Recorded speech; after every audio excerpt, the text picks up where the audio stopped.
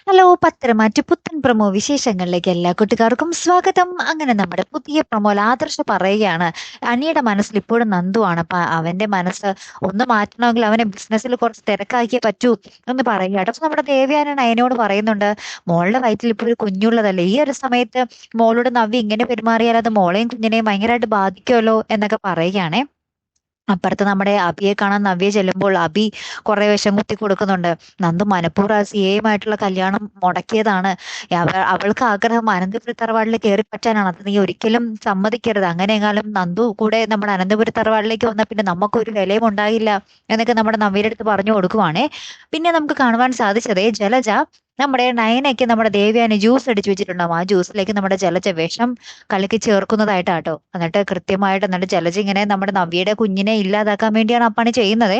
പിന്നെ എന്തൊക്കെയായിരിക്കും സംഭവിക്കാൻ പോകുന്നതെന്ന് കാത്തിരുന്ന് തന്നെ കാണാട്ടോ. അപ്പൊ അടുത്തൊരു വീഡിയോ വരുന്നത് വരയ്ക്കും ഗുഡ് ബൈ.